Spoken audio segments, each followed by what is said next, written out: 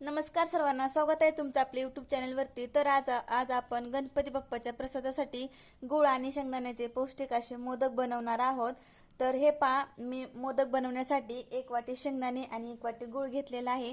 तुम्हाला जर गोड कमी लागत असेल तर तुम्ही पाऊण वाटी गुळ घेऊ शकता। चला तर आपण शेंगदाणे भाजून घेऊया। तर हे पहा, आपली कढई गरम झालेली आहे, तर आपण शेंगदाणे टाकून घेऊया। शेंगदाणे मस्त असे आपल्याला भाजून घ्यायचे आहेत। तर हे पहा, मीडियम गॅसवरती आपले शेंगदाणे भाजून घ्यायचे आहेत।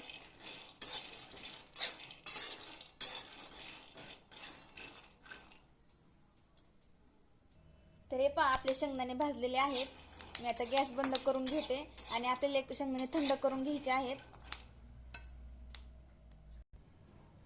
तर हे पहा, आपले शेंगदाणे थंड झालेले आहेत।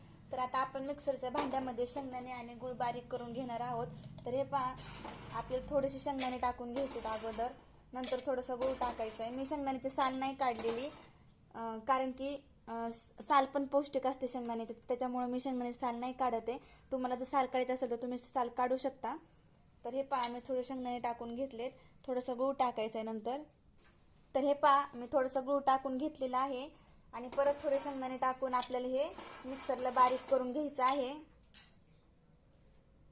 आणि मी एक चमचा मी तूप टाकत आहे।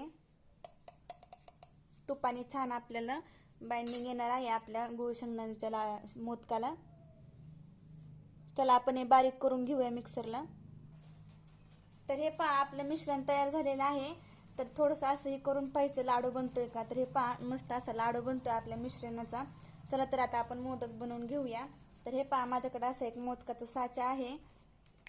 आपण ना हे पहा, मी असं साचा आहे ना, हे पहा असं साचा आहे, हे असं लावून घ्यायचं आहे आपल्याला।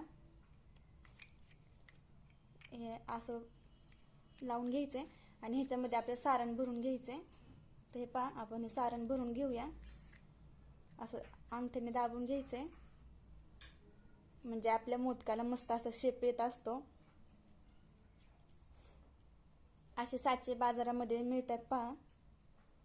हे पहा, अशा प्रकारे सर्व आपल्याला ह्याच्यामध्ये भरून घ्यायचं आहे मिश्रण, असं दाबून घ्यायचं आहे चांगलं। तर मी तुम्हाला आता उघडून दाखवते। याची पिन काढून घ्यायची। ते पहा, आपला मस्त असा मोदक तयार आहे। तर पहा, किती छान दिसतोय, मस्त पौष्टिक असा आपला गुळ शेंगदाण्याचा मोदक तयार आहे।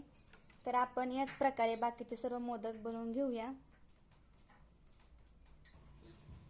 तर हे पहा, तयार आहेत आपले गुळ शेंगदाणा मोदक।